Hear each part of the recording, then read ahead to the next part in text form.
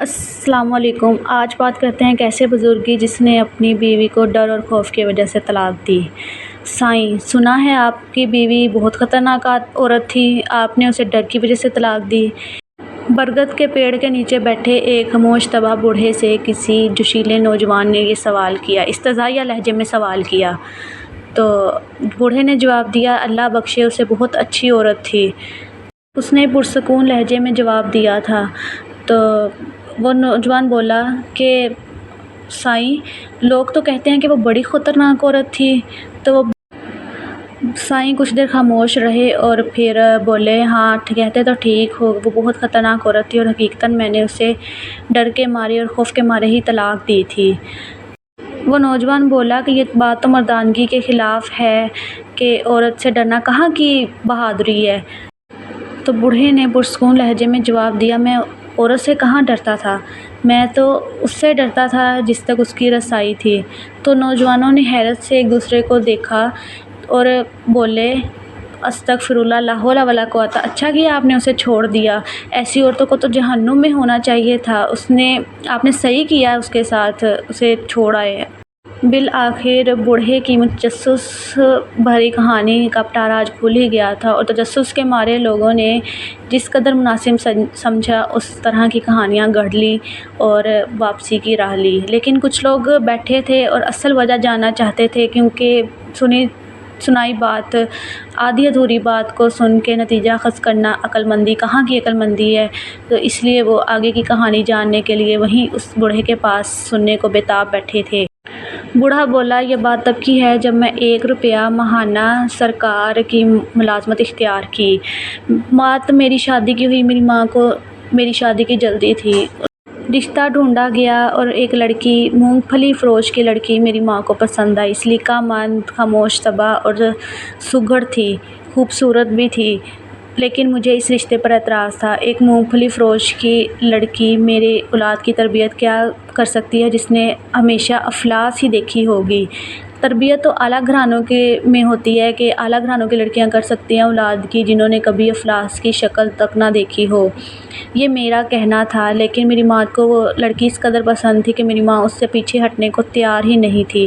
وہ بیاہ کر میرے گھر آ گئی اور رخصتی کے وقت اس کے باپ نے کہا کہ یہ بہت سیدھی سادی ہے، اسے دنیا داری کا نہیں پتہ، اس سے کوئی بھول چوک ہو جائے تو اسے معاف کر دینا، اور یہ صرف اپنے سائیں کو خوش رکھنا چاہتی ہے۔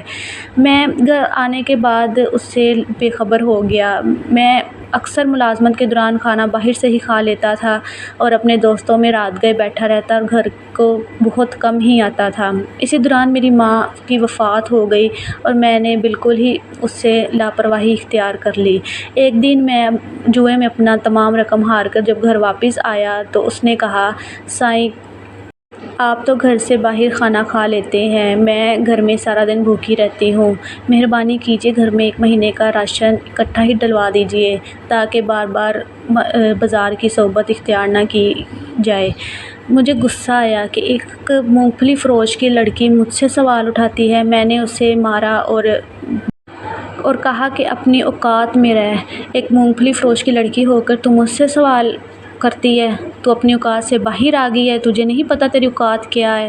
میں نے اسے بہت کچھ سنایا اور بہت سی گالیاں بکی اور کمرے میں چلا گیا۔ وہ بہت کمزور لڑکی تھی، مار برداشت نہیں کر سکتی تھی، پشیمانی تھی یا کیا، وہ 2 دن چارپائی پہ ہی پڑی رہی۔ پھر میں اس سے لاپرواہ ہی رہا اور اس نے اٹھی اور خود ہی سینے پرونے کا کام شروع کیا گھر پہ اور اپنی روٹی کا انتظام کر لیا۔ میں یہ سب کچھ دیکھ کے مزید لاپرواہ ہو گیا اور اسے اس کے حال پہ چھوڑ دیا۔ ایک روز ہمسائے نے رو کر کہا کہ آپ کے گھر میں آپ کی غیر موجودگی میں بہت سی آوازیں آتی ہیں۔ میں غصے میں آ گیا، طیش سے میرا تن بدن لڑکھڑانے لگا کہ کسی بھی وقت میں اسے جان سے مار دوں، لیکن میں صرف ایک موقع کی تلاش میں تھا۔ ایک رات چاند اپنی پوری زوروں سے چمک رہا تھا اور چاندنی میں ہر چیز واضح نظر آ رہی تھی۔ مجھے کچھ آوازیں آئیں تو میں اٹھ کے دروازے کے پاس گیا اور مزید واضح ہو کر سننے لگا تو وہ کسی سے باتیں کر رہی تھی۔ کہنے لگی، سائیں جب تک میری روٹی تیرے ذمے تھی تو عزت سے ملتی تھی، اب جب تو نے اپنے نائب کے حوالے کی ہے تو عزت کے ساتھ روٹی کے ساتھ عزت تو کیا، رسوائی بھی میرے مقدر میں لکھ دی گئی ہے۔ میری روٹی کی ذمہ داری اپنے ہاتھ میں لے لے اور مجھے عزت سے روٹی نصیب فرما۔ تو یہ سننا ہی تھا کہ میں حیران ہوا کہ مجھ سے پہلے کون روٹی دیتا تھا، اس سے کون ہے جس سے یہ باتیں کری ہے۔ میں آگے بڑھا اور جب میں نے صحن میں دیکھا تو وہ چارپائی پہ اکیلی بیٹھی باتیں کر رہی تھی اور اس کے پاس کوئی بھی نہیں تھا۔ تو میں قدرے حیران ہوں اور پھر میرے پیروں تلے زمین ہی نکل گئی۔ وہ تو خدا سے میری شکایت کر رہی تھی، وہ اپنے رب کو بتا رہی تھی کہ جو میں اس کے ساتھ سلوک کرتا رہا، اور میں قدرے پشیمان اور ندامت محسوس کر رہا تھا کہ یہ میرے سے کیا ہو گیا۔ میں خوف سے تھر تھرانے لگا اور اسی پل وہ مجھے اور ہی مخلوق لگی اور کسی بڑے باپ کی بیٹی لگی جو افلاس میں بھی خدا شناس تھی۔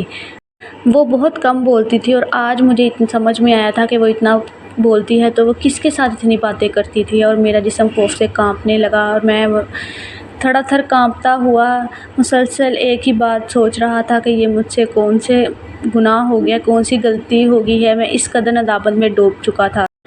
میں نے صبح سامان باندھا اور اسے اس کے گھر چھوڑ آیا۔ سسو نے طلاق کی وجہ پوچھی تو میں نے کہا یہ شکایتیں کرتی ہے، میری بڑے دربار میں شکایتیں کرتی ہے اور مجھے ڈر ہے کہ کہیں میرا حشر نہ کر دیا جائے، اور میں ڈر کے مارے، خوف کے مارے ادھر سے واپس آ گیا۔ سسر نے جواب دیا تھا کہ میں نے بتایا تو تھا، یہ صرف اپنے سائیں کو خوش رکھنا جانتی ہے، اسے دنیا داری کا نہیں پتہ، اور میں اس کا سائیں اپنے آپ کو سمجھ بیٹھا تھا۔ حقیقت تو یہ تھی کہ میں اس کے ساتھ انصاف نہ کر سکا اور مجھے اب ڈر تھا کہ کسی دن بادشاہ کو طاؤ آ گیا تو وہ میرا حشر نہ کر دے۔ وہ حقیقت میں بڑے خدا شناس عورت تھی۔ جب میں گھر لوٹا تو مجھ پر انکشاف ہوا کہ رات تو اس نے یہی مانگا تھا کہ عزت کے ساتھ تو مجھے روٹی دے، میرا نائب تو خائن نکلا اور آج مجھ سے اس کی روٹی کا اختیار چھین لیا گیا۔ میں بہت رویا۔ اس کا سائیں تو بہت بڑا تھا، وہ جس کی ایک روٹی مجھ پر بھاری تھی وہ اس کے لیے کیا کیا نہیں کر سکتا تھا۔ اس کا رب تو دو جہانوں کا مالک تھا اور میں اس کے ساتھ کیا سلوک اختیار کر گیا۔ مجھے ندامت ہی ندامت تھی۔ میں واقعی ڈر گیا تھا اور میں آج بھی ڈرتا ہوں کہ کہیں اس نے میرے حق میں کوئی بددعا نہ کر دی ہو۔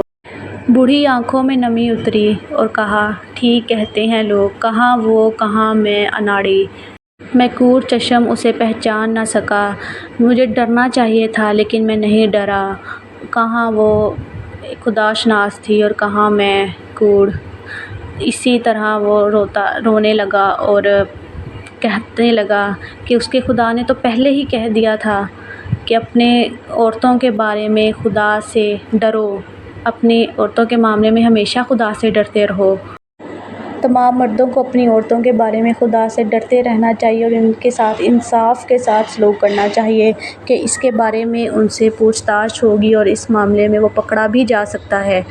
خوش رہیں، خوشیاں بانٹیں، آباد رہیں، اپنے گھروں کو خوش رکھیں، اپنے پیاروں کو آباد رکھیں، اور جو بات آپ کو پسند آئے ضرور بتائیں کہ آپ کیا اس بات سے متفق ہے، اس کہانی سے آپ نے کیا سیکھا ہے، آپ کو کیا لگتا ہے۔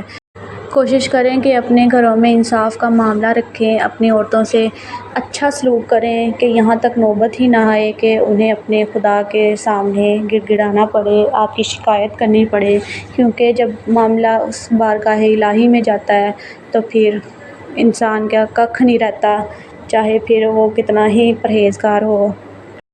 اللہ